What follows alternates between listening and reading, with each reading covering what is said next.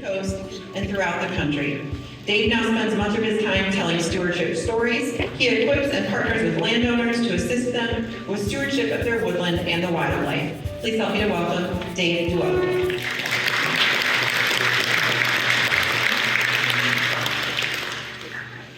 I'll never forget Friday, March 12th, 2021. It was a normal site visit with one of my clients, and I went there to discuss with him on how best to steward his property. And as I was walking with him, we went around the backside of his property to have further discussion about how to best steward his land. Entered in just inside the edge of the woods, and just inside the edge of the woods, there was this white chair that was sitting there. And with that white chair, it caused me to ask a question. This is actually that white chair.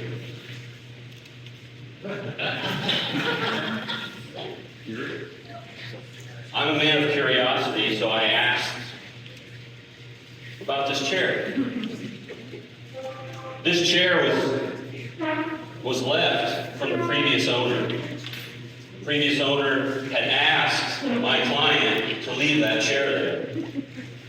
The chair was used by the previous owner's father, the late father. And he used to go inside the edge of this woods and sit in this chair and enjoy nature.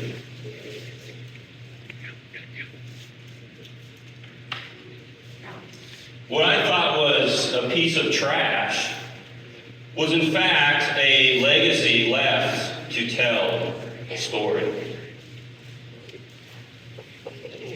I personally believe that everyone should have a white chair, maybe in a little bit better shape than this one, to sit in and tell your stewardship story.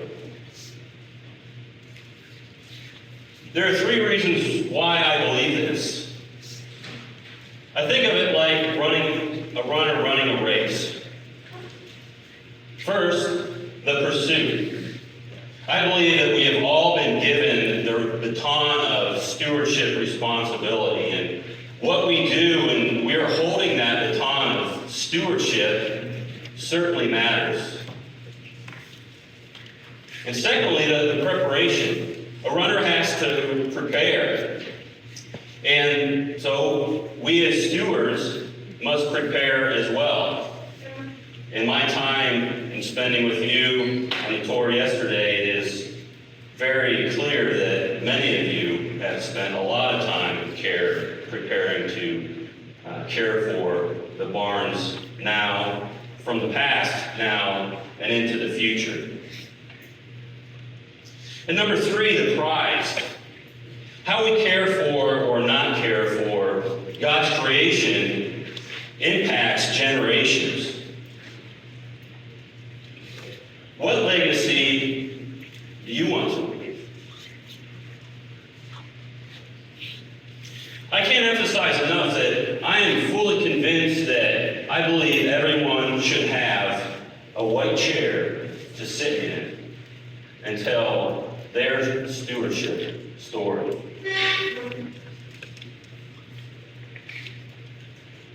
And what I would like us to do today is to think about how you steward God's creation on your farm, your small property, or in your backyard. My wife and I have a very small property, and we're trying to do the best as we can to steward, even growing mushrooms on logs, which is something I really enjoy doing. And number two, I want us to think about how you want to tell your story. I've heard a lot of stories over the past days, and I'm always fascinated by story because it captivates minds, and in that, we can learn a lot of lessons in life. So as we're doing that, there are three outcomes from this. as we think about how you steward God's creation and how you might want to tell your stewardship story, I wanted to remind us that an unwavering commitment to stewardship of God's creation impacts generations.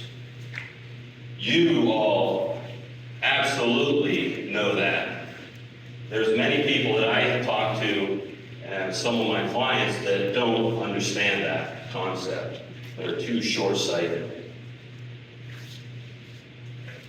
Also, I want to receive encouragement. Sometimes, I don't know about you, but I get discouraged when I meet with a client and they could almost care less about my investment in them. I guess in a way, it's like going back to the runner running a race, and you realize you're not running the stewardship race alone. And then thirdly is just hopefully provides you some encouragement to run the race well.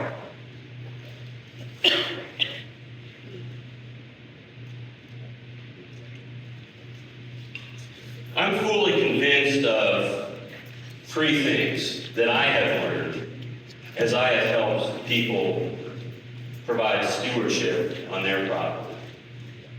Number one is prioritizing stewardship. Number two is promoting stewardship.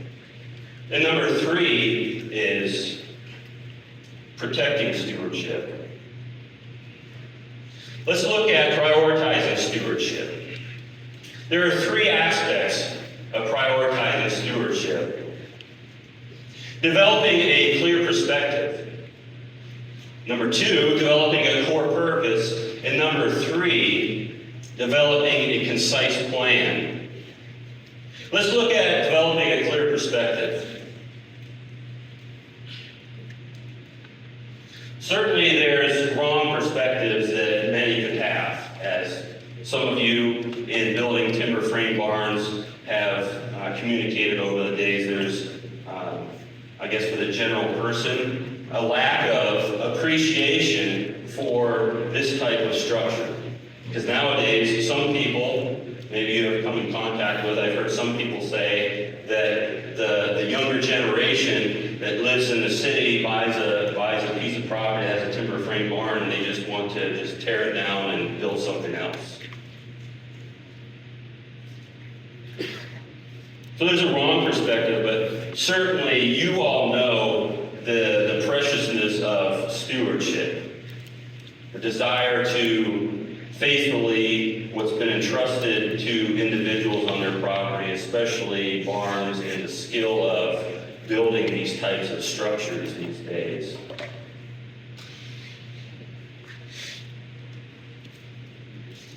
So there's a right and wrong perspective. This reminds me of a story of when I was in high school. And I used to ride on the National Forest with my friend on the four-wheeler. I wasn't supposed to do that. But in riding, we used to find this one spot in the Allegheny National Forest, and there was this overlook.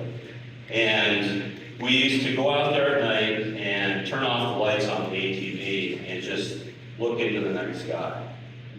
And I loved watching the satellites go by, but one of the things that just captivated my mind is looking at all the stars and just the vastness of outer space.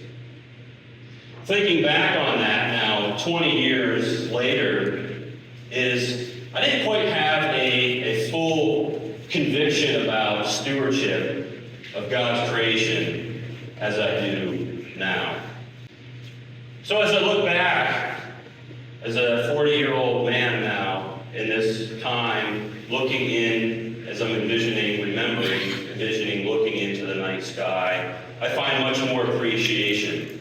And really, it's my ambition in life and in my business to inspire private landowners to faithfully steward what God has entrusted to them. So what I would like us to do, what I would like you to do is just think about it. This is springtime. I don't know about you, but I love gardening. I like putting seeds in the ground, putting plants in the ground, and laboring for a harvest that only God knows what I'll have. But think about that stewardship when you plant that, just maybe one seed in the ground, or that one tree in the ground. Or as there's some farmers in this audience, that when you're planting your field, or timber framing. You guys are many men and women who are passionate about building these museums of what I heard the description on people's property, these timber frame structures. Certainly, with this perspective, it ought to drive us to think differently and practice differently. Now that we looked at developing a clear perspective in this prioritizing stewardship, let's look at developing a core purpose. Some of you may have gone through some of these things, but I hope this is helpful to you. There are two choices: to be simple or complex. Everybody knows what having a complex purpose will end in. Confusion, not really knowing what to do. Kind of like opening a new puzzle and dumping the puzzle pieces out on a table and it's just all over the place. But having a core purpose is like organizing those pieces as you open that bag into. Then you can start to see, okay, well, this piece might go here, this piece might go here.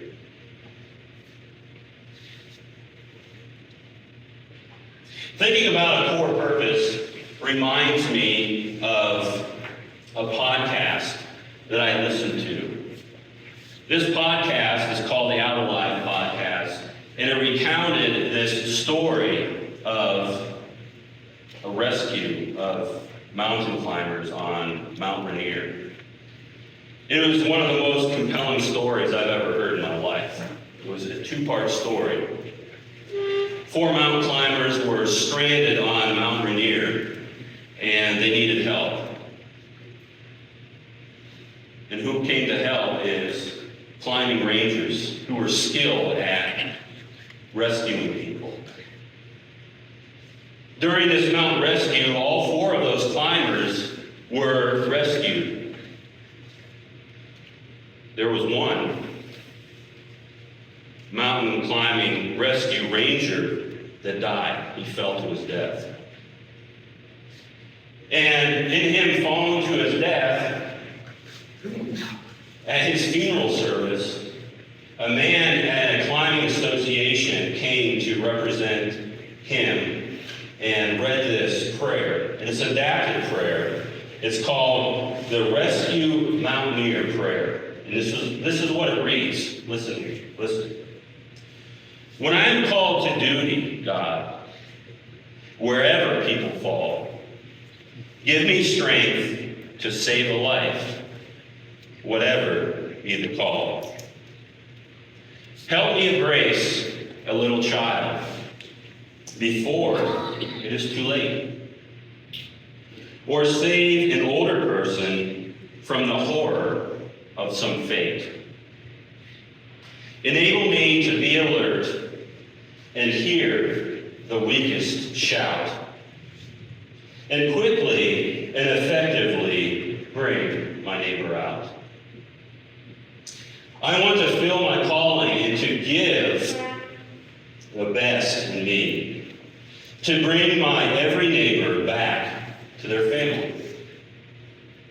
And when it happens, on some day, my earthly tasks must end.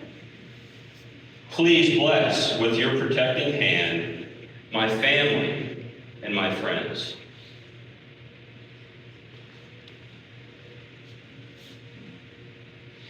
Now, the lesson that I received when I heard this was that this young man, Justin Hall, had a core purpose in life. And he died doing what he was passionate about.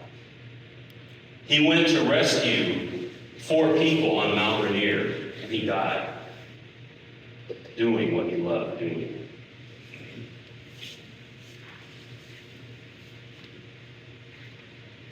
If you haven't thought about a core purpose in life, or a core purpose in stewardship, many of you, I sense, have. Find one and live it out with passion and conviction. Because who doesn't want to do that and then leave a legacy of faithful stewardship?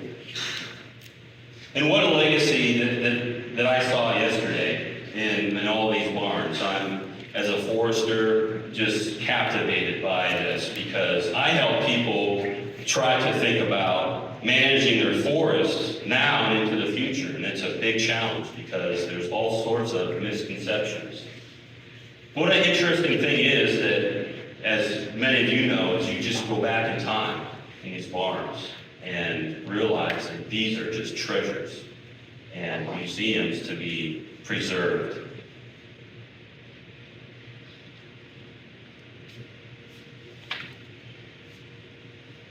So now that we looked at developing a clear perspective and a core purpose, let's think about developing a concise plan.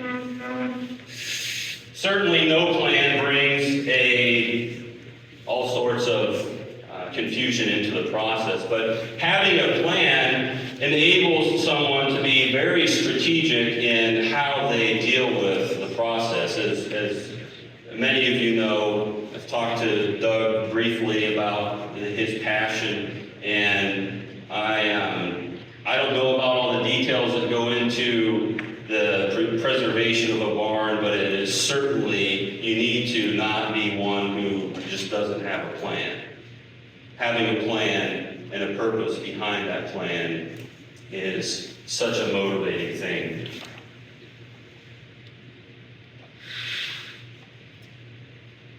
Dwight Eisenhower once said this. Some of you probably have heard this. Plans are useless, but planning is indispensable. Plans are useless, but planning is indispensable. The lesson when I read something like this is that don't just have a plan, but work the plan. And that's what many of you are doing. You're helping people understand not just having a plan, but working that plan to preserve a timber frame structure is such a legacy to leave. Many of you have a plan. What a legacy to leave when you're committed to that and to stay consistent to that legacy. I'm reminded when I think of this, having a plan and trying to be committed to it and be consistent to it, of a quote from Denzel Washington.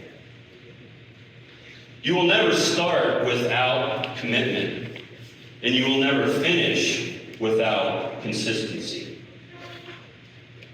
You will never start without commitment, and you will never finish without consistency.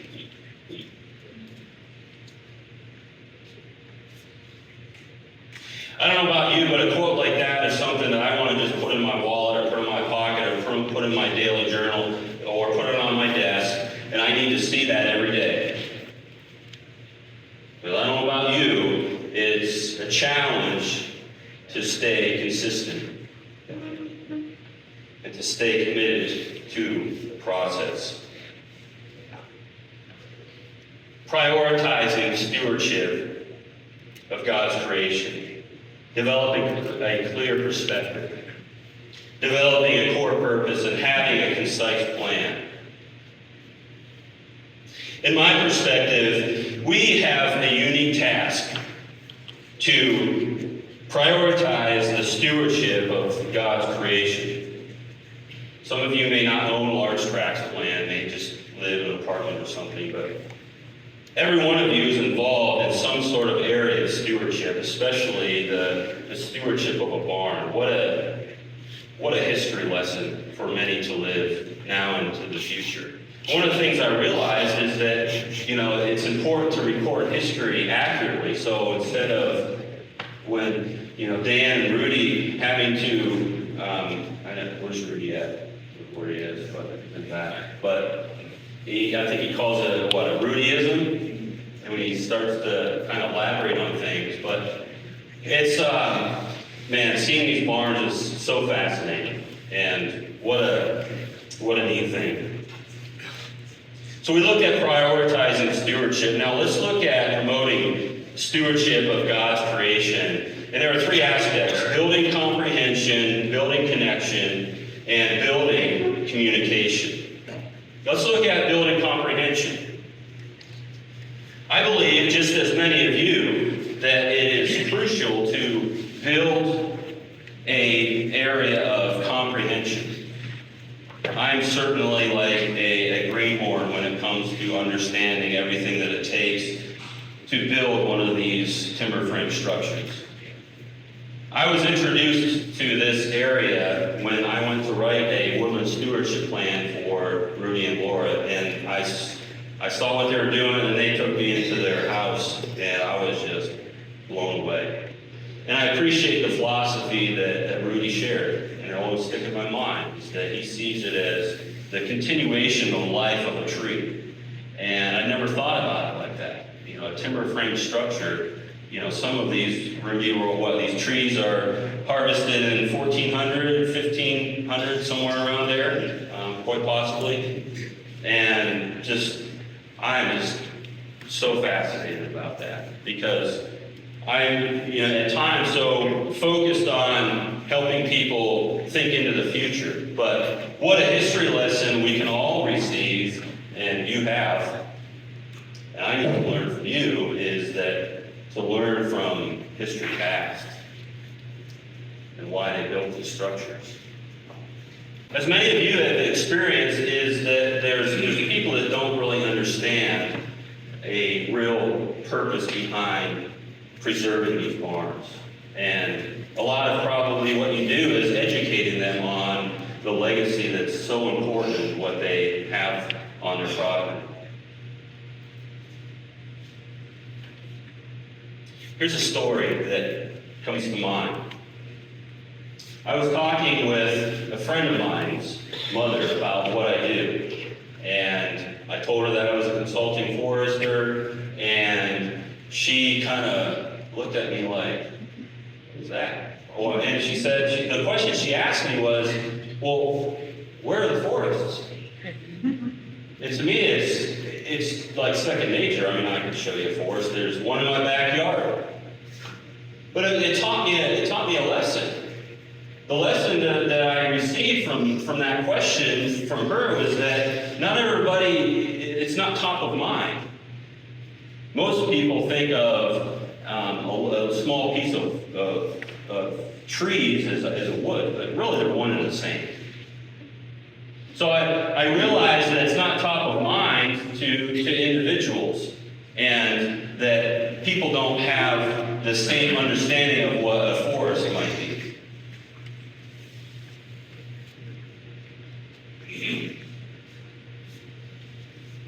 So as you all are certainly committed to educate people, that's my mission, is to help educate people on how to be faithful stewards. Take advantage of trusted resources, as he had described on the previous talk, the resources that you utilized, Alan, to just begin to piece together that story of your family farm. Because there's something that someone has to learn from it.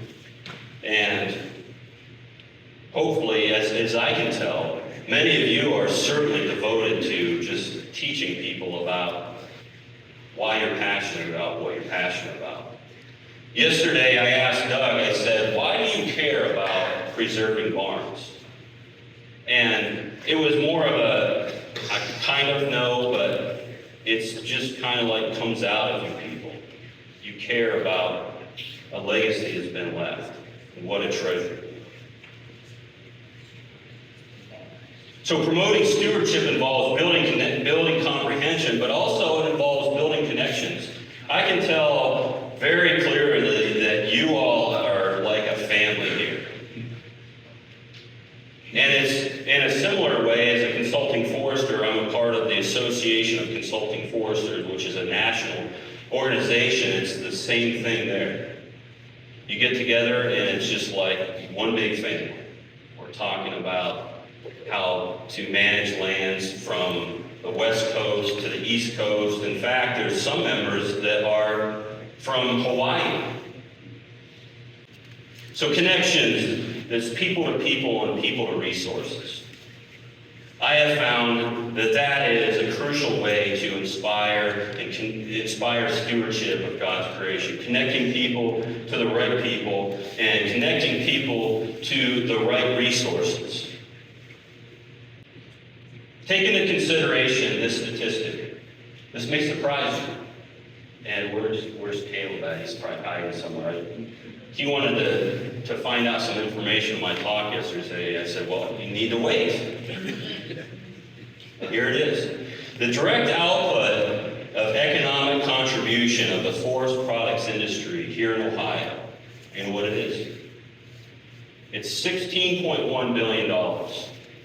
And if you're curious about this study, I can send it to you. These are numbers that were gathered in 2017, a study that was put out in 2020. Now listen to this.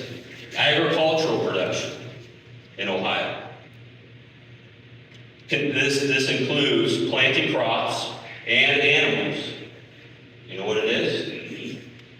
It's $9.8 billion. Forest products industry, $16.1 billion. Now this is the direct output, economic contribution. Agricultural production, $9.8 billion. I don't highlight this to minimize agricultural production. I want to highlight it because it's a lesson when I see that, and hopefully a lesson for you all, is remember that story I told you about that woman? She's like, where are the forests? When you drive by a farm field, probably if you travel to work, probably 20 at least a day. Well, see, my mission is just something like yours about developing or inspiring a passion for the stewardship of barns is to really etch in people's minds that you're driving by this resource every day, woods and forests, maybe a little postage stamp in the back of a person's property. They're all around. They're everywhere. Now, it's certainly these woods and these forests aren't like what I grew up in. I grew up in the heart of the Allegheny National Forest. 500,000 acres of public land was my playground for most of my early life. But there's woods all around. So the forest products industry not only has a significant economic impact, but as you well know, it has an impact that can last for generations and centuries.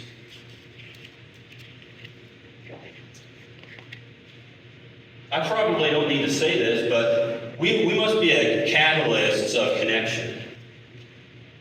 How I like to put it is thinking about the powers of curiosity and observation and where they go. I was just yesterday when Rudy was talking, it kind of reminded me of when I'm in the woods, there's certain observations that I see that I can communicate to people about their property. Well, as you well know, is in barns, there's clues to certain eras of time of when they were built, when the trees may be cut down, and that is just so fascinating. So just being a catalyst, encourage people to have those powers of observation and curiosity, to be faithful stewards.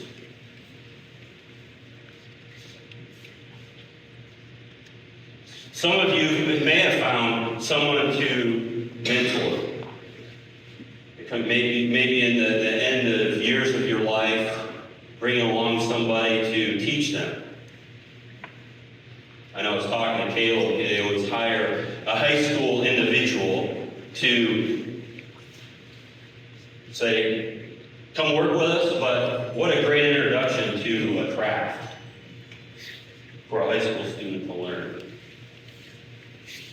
Something as what I understand is a craft that was lost and now is being reinvigorated. So promoting stewardship of God's creation involves building comprehension, building connection, and third is building communication. There are two approaches, either to build up or tear down. I heard one person say is you're either a bricklayer or you're one of those battering rams in the way that you communicate. Or you could say you're a timber framer or an excavator. I don't know what they might tear barns down with, but we'll go with that. I believe that for three key reasons. Just think about it. When you talk to somebody, talk about things and how you communicate with them. What is the gateway to help them understand what you're trying to talk about? What is the pivot point? It's how you communicate to them. How you communicate that information. One of my approaches when I meet with clients is I always ask a lot of questions. I ask a lot of questions throughout the woods because I want to understand what their approach is. Because I've had people tell me that right out of the gate, I'm a tree hugger. I'm like, okay. Sometimes I feel like saying, well, so am I, but just in a different way. But it's true. I interact with all sorts of people. These people that say they're a tree hugger, it sends me a message and say they don't want a tree cut down on their property. But I would strive to ask questions because I want to know where they're at. And then as I'm talking with them, walking through the property, and then I start discussing with them, okay, well, let's look at it like this.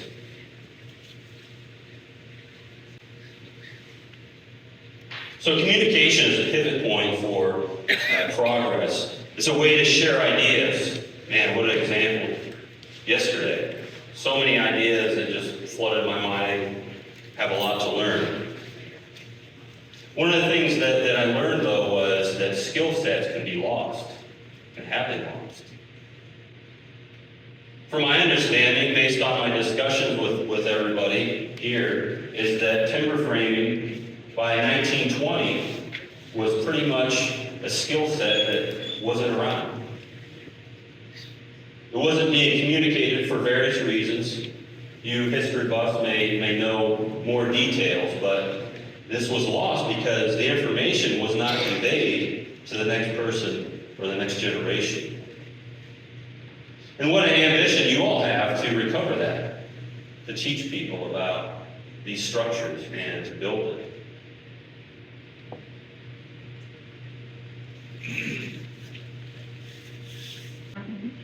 So promoting stewardship of God's creation involves building comprehension, building connection, and building a communication that is as a gateway for faithful stewardship. And it's my perspective that we have an informed message. You have an informed message to share with other people. And one of the things I really appreciate when, I was asking questions, sometimes it pesters people, but I never got that from people. They were willing to just kind of tell me all their information. And what a way to just continue on that, to encourage people to be faithful stewards. So now that we've looked at the two key points was the developing a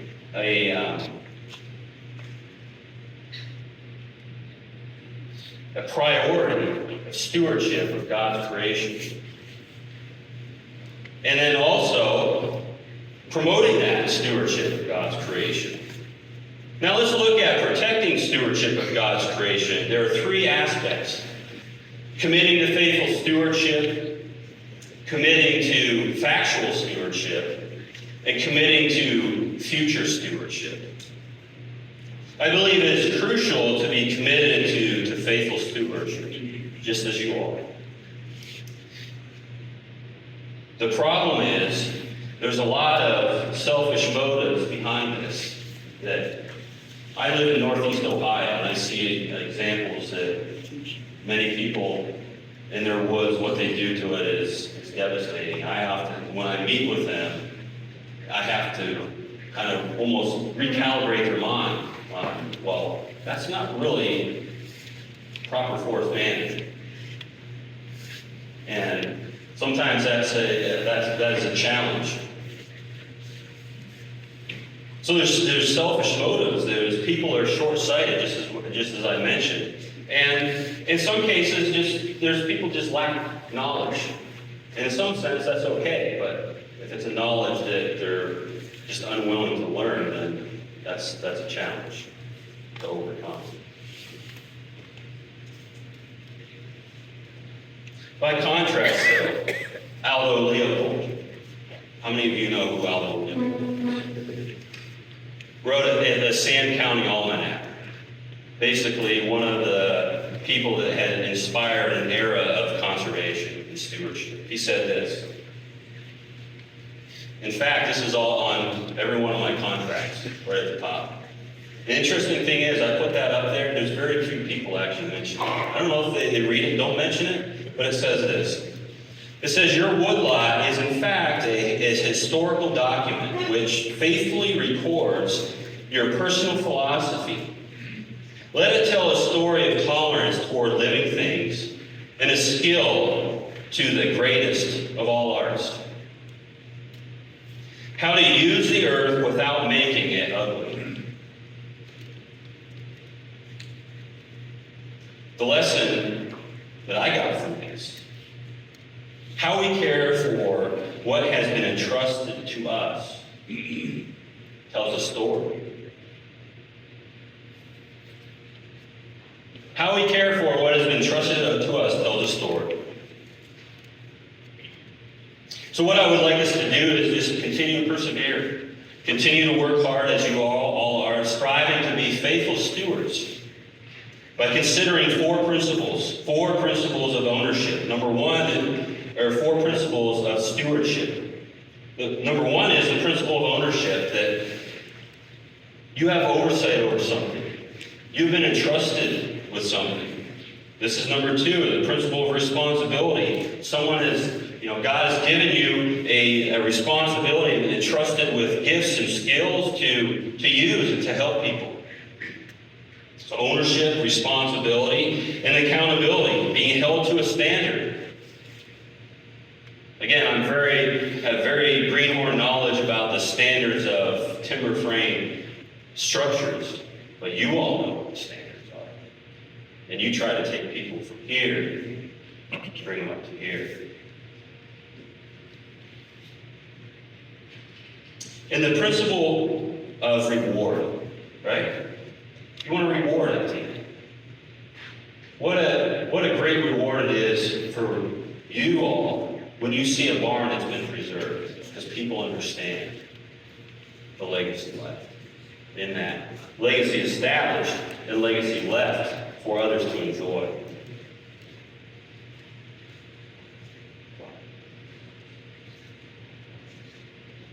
Now we just looked at committing to faithful stewardship, but committing to factual stewardship. I believe that it is wise to be committed to factual stewardship, not based on emotion, not that emotions are bad, but not based on presumption or claims, but based on science, having a plan for specific results.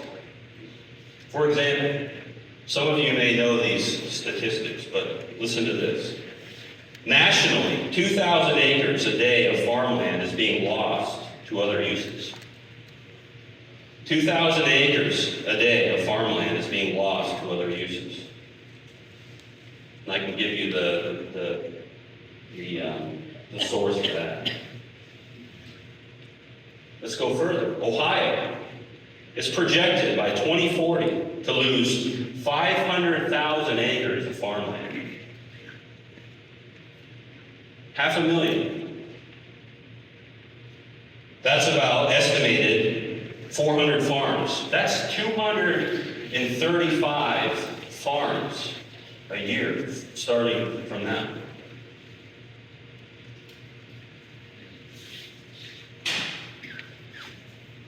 The lesson I received from learning this is that farmland, this prime land where many of us drive by or own, is like a crown jewel of this nation.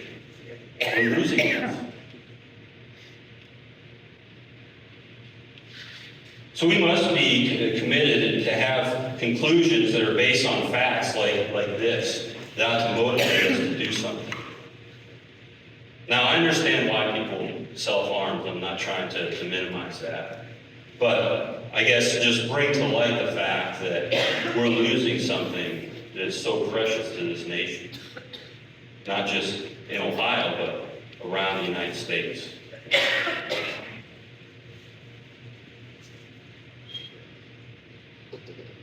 So we looked at committing this protection of stewardship of God's creation. We commit to faithful stewardship.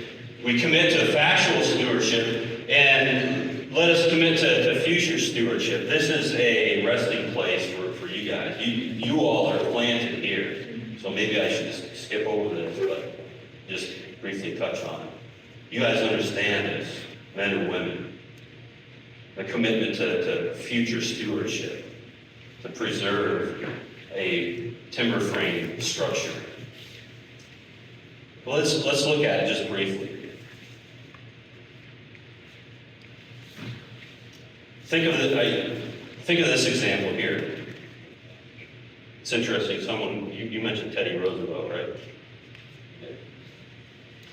After becoming president in 1901, Teddy Roosevelt, he used his authority that was established to do this. Listen, some of you may know these statistics as well, but just listen to this, what he did.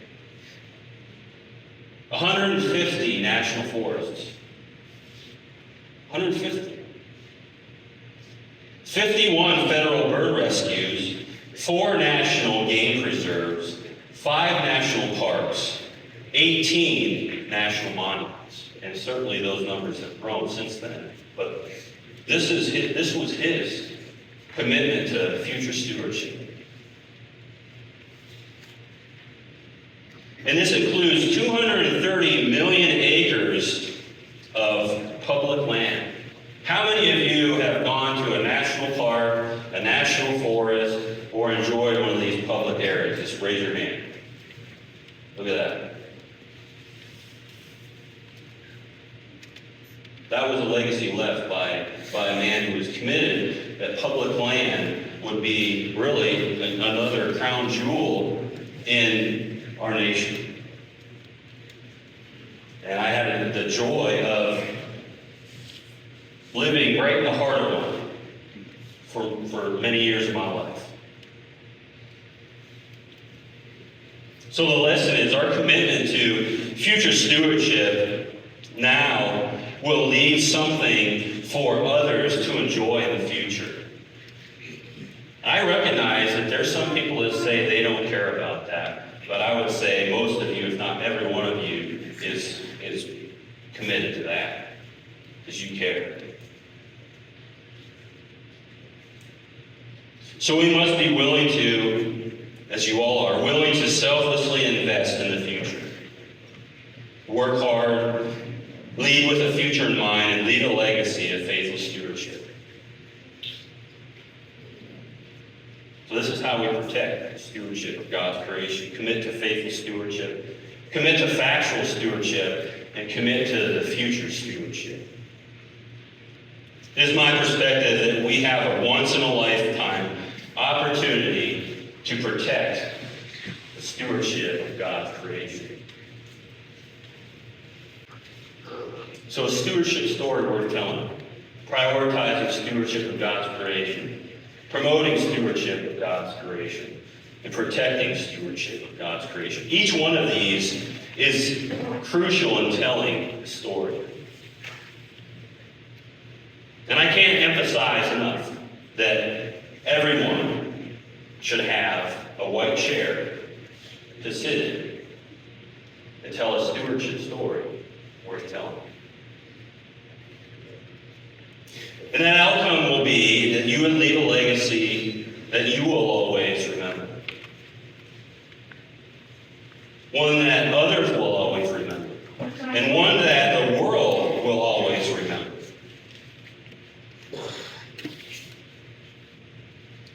Now, remember that? A white chair.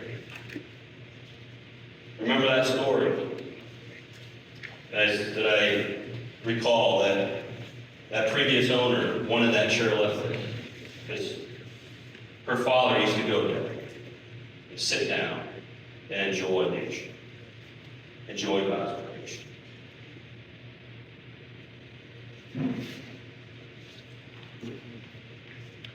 It was a normal day, as they said. They just went back there and wanted to really passionately encourage this landowner, and I was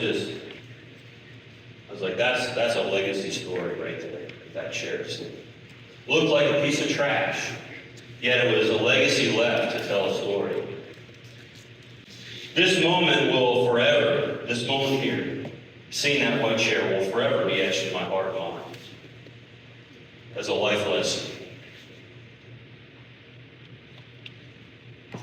Now, I want you to go and place your white chair so that you can sit in it and tell your stewardship story